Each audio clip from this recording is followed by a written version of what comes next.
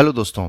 Crime की दुनिया एक ऐसी दुनिया है जहां कभी भी सूर्य अस्त नहीं होता, क्योंकि हर घड़ी देश दुनिया के किसी न किसी कोने में क्राइम्स होते रहते हैं। आज के इस वीडियो में मैं आपको भारत में घटित कुछ ऐसे क्राइम्स के बारे में बताने जा रहा हूं जिन्होंने 2025 में देश में ही नहीं बल्कि अंतर्राष्ट्रीय पटल पर भी सुर्खियां बनाई। फिर वो चाहे न्यूज चैनल्स हो या सोशल मीडिया, वो केसेस हर तरफ सुर्खियों में रहे और उन पर भर भर के मीम्स भी बने। आइए जानते हैं 2025 के 5 ऐसे फेमस क्राइम्स के बारे में। लंदन में काम करने वाले और अपनी बेटी का छठा जन्मदिन मनाने मेरठ आए सौरभ राजपूत की 4 मार्च 2025 को बड़ी बेरहमी से हत्या कर दी गई। उनकी पत्नी मुस्कान और उसके प्रेमी साहिल ने शव के 15 टुकड़े करके सौरभ राजपूत को एक नीले ड्रम में डालकर गीली सीमेंट में दबा दिया। इसके बाद हत्यारे घूमने चले गए। मकान मालिक ने मुस्कान को पहले ही घर की मरम्मत के लिए कमरा खाली करने को कहा था। जब दोनों हत्यारे वापस आए तो मकान मालिक ने कमरा खाली करने के लिए मजदूर भेजे।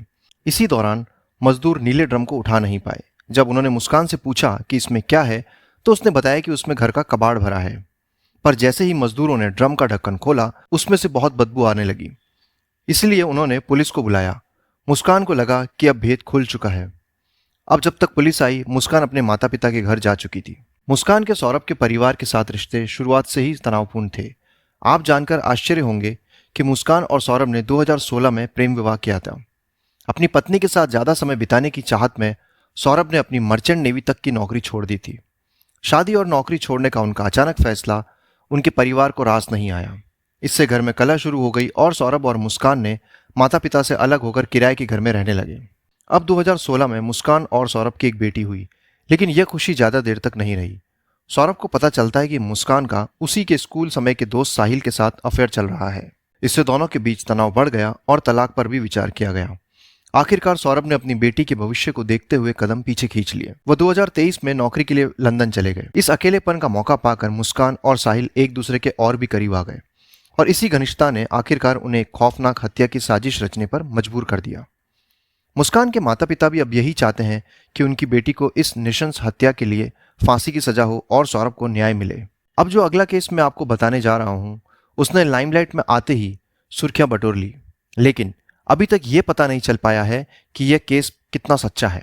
आप सभी ने धर्मस्थला मास ब्यूरल केस के बारे में सुना होगा। आइए बताता हूं। यह केस है भारत के टेम्पल टाउन धर्मस्थला, कर्नाटका का, जहां हर साल लाखों की संख्या में लोग जाते हैं। इस कारण और जो क्राइम क्लेम किए गए, उसने इस केस को काफी सुर्खियों में रखा। जुलाई 2025 1995 से 2014 तक मंदिर प्रशासन के वेतन पर काम करने वाले एक पूर्व सफाई कर्मचारी ने दावा किया कि उसने बेहद प्रभावशाली लोगों के दबाव में आकर इस केस के पीड़ितों के शवों को दफनाया और जलाया। उसने कुछ कंकाल खोदे और दावा करते हुए पुलिस अधिकारियों को लिखित में सौंपा कि 100 से अधिक महिलाओं, जिनमें छात्राएं और नाबालिग शामिल है, के साथ बलात्कार किया गया और उनकी हत्या की गई और उन्हें दफनाया भी गया। पूर्व सफाई कर्मचारी ने कंकाल और अन्य अवशेषों के फोटो पुलिस को भेजकर केस का खुलासा किया और अपने पत्र में लगाए गए आरोपों के बारे में गवाही देने की इच्छा भी जाहिर की। उसने दावा किया था कि उसे 100 से अधिक हत्यारों का निपटारा करने के लिए मजबूर किया गया था। इस खुलासे ने पूरे देश को हिलाकर रख दिया। एक हफ्ते बाद गुमनामी में से निकलकर सर से लेकर पांव तक पूरी तरह से ढके हुए भारी पुलिस सुरक्षा में वही सफाई कर्मचारी अदालत में पेश हुआ। वो अपने पत्र में लगाए गए आरोपों के बारे में गवाही देने आया था, जिसमें उसने दावा किया था कि उसे 1998 और 2014 के बीच से 100 से ज्यादा हत्या पीड़ितों का अंतिम संस्कार करने के लिए मजबूर किया गया था, जिनमें से कई महिलाएं थी जिनके साथ उसके अनुसार यौन उत्पीड़न हुआ था। उसने यह भी दावा किया कि कुछ अपराधी मंदिर प्रशासन से जुड़े थे और उनका काफी प्रभाव भी था। इससे पहले 2012 के सौजन्य बलात्कार हत्या मामले में सफाई कर्मचारी द्वारा किए गए ताजा खुलासों ने गहन जांच की तत्काल मांग को फिर से हवा दे दी। धर्मस्थल सामूहिक दफनाने की जांच के लिए एक विशेष जांच दल यानी SIT भी बनाई गई। अब सवाल यह है कि सफाई कर्मचारी पहले कहां था और अब क्यों गुमनामी से निकलकर सबके सामने आया। इस सफाई कर्मचारी का कहना है कि वो दिसंबर 2014 में रातों रात धर्मस्थल से भाग गया था, जब उसके अपने ही परिवार की एक नाबालिग लड़की के साथ कथित तौर पर यौन उत्पीड़न किया गया था। पड़ोसी राज्यों में वर्षों तक छिपने के बाद वो अपनी जान जोखिम में डालकर गहरे अपराध बोध और न्याय पाने के लिए दृढ़ संकल्प के साथ वापस लौटा है। दोस्तों, अब आता है कहानी में बड़ा ट्विस्ट।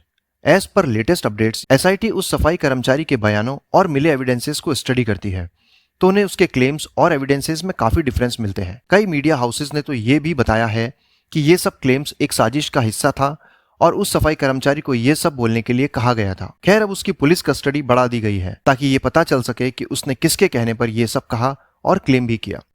अब बात करते हैं उस मर्डर केस की जिसने हनीमून तक को बदनाम कर दिया था। जी हाँ, बात हो रही है राजा रघुवंशी के मर्डर की। राजा और सोनम का पूर्व उत्तर राज्य में पता न चलने के बाद ये मामला शुरू में एक लापता जोड़े के रूप में शुरू हुआ। सोनम ने 11 मई 2025 को राजा से शादी की और उसे हनीमून के लिए पूर्व उत्तर राज्य ले गई। सोनम रघुवंशी ने अपने प्रेमी राज कुशावा और 3 हत्यारों आकाश राजपूत, विशाल सिंह चौहान और आनंद कुर्मी के साथ मिलकर 23 मई को मेघालय में अपने पति राजा रघुवंशी की बड़ी बेदर्दी से हत्या कर दी और उसका शव एक गहरी खाई में फेंक दिया। उसका मुख्य साजिशकर्ता राज कुशावा के साथ प्रेम प्रसंग चल रहा था, लेकिन पारिवारिक दबाव में उसने राजा से शादी कर ली थी। हत्यारे सोनम और राजा रघुवंशी के होटल के पास ही एक होम स्टे में ठहरे हुए थे। उस दुर्भाग्यपूर्ण दिन एक स्थानीय गाइड ने सभी 5 लोगों को एक साथ देखा था। समय था दोपहर का 1 से 1:30 बजे। ये ग्रुप मावल खियात से वेई सावडोंग झरने के पार्किंग स्थल तक गया।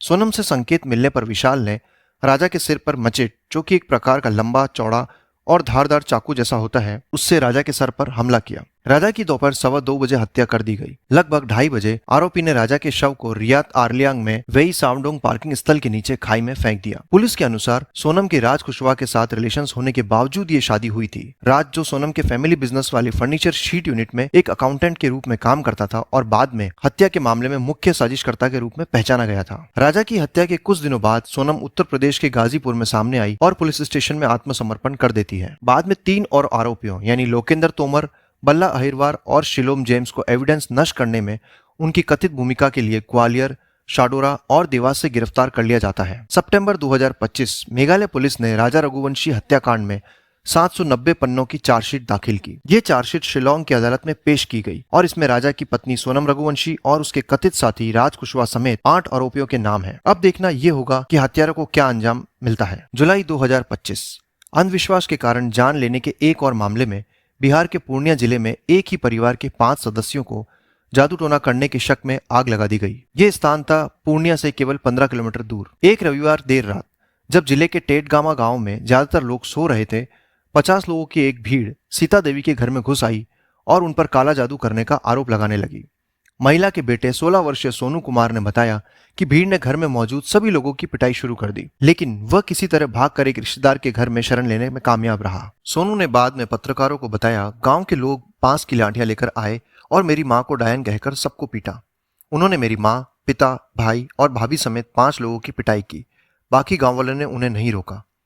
सोनू के माता पिता समेत सभी 5 को भीड़ ने आग लगा दी और उनके शवों को गांव के ही एक तालाब में जलकुंभी के नीचे छुपा दिया।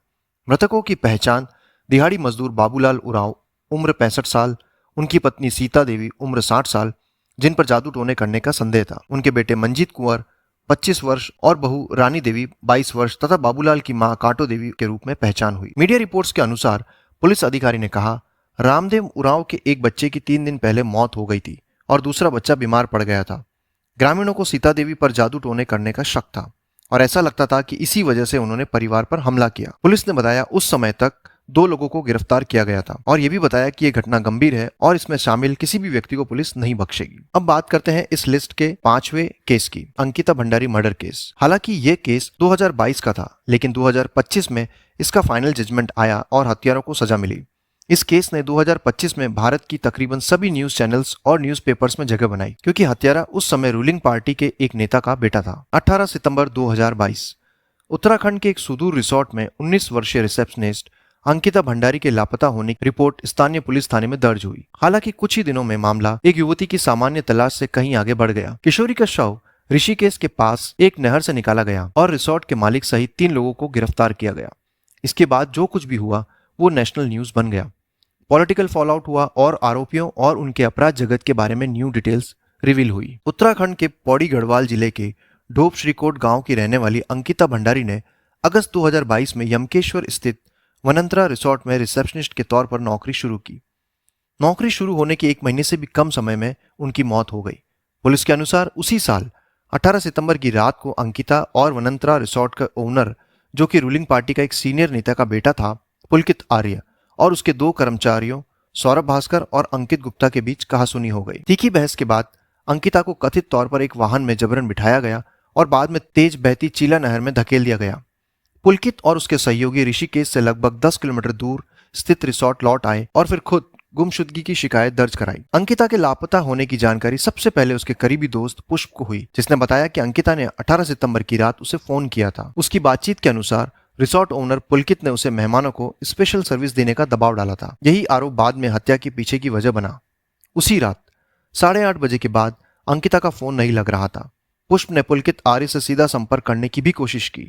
आर्य ने जवाब दिया कि अंकिता अपने कमरे में चली गई है। अगली सुबह आर्य का फोन भी बंद था। बाद में अन्य स्टाफ सदस्यों ने विरोधाभासी जवाब दिए। मैनेजर ने कहा कि अंकिता जिम में थी। शेफ ने कहा कि उसने उसे नहीं देखा। कुछ गंभीर गड़बड़ी का आभास होने पर पुष्प और अंकिता के परिवार ने पुलिस से संपर्क साधा। इस बार उनसे इसे एक संभावित अपराध मानकर जांच करने का आग्रह किया। जब पुलिस ने आखिरकार हस्तक्षेप किया तो घटनाक्रम तेजी से आगे बढ़ा। 24 सितंबर 2022 को आखिरी बार देखे जाने के 6 दिन बाद अंकिता का शव चीला नहर से बरामद किया गया। एम्स ऋषिकेश में किए गए पोस्टमार्टम में डूबने से मौत की पुष्टि हुई, लेकिन कई चोटों का भी पता चला।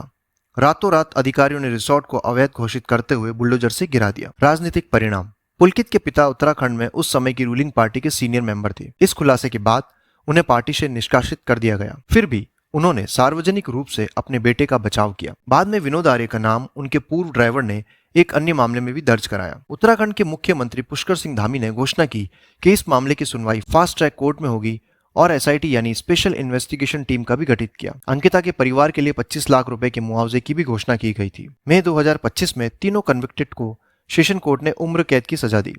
अब देखना यह होगा कि केस हाईकोर्ट और सुप्रीम कोर्ट का रास्ता कैसे तय करता है और क्या तीनों को फिर से वही सजा मिलेगी जो सेशन कोर्ट ने दी है, या फिर बेल पर बाहर आएंगे या बरी हो जाएंगे।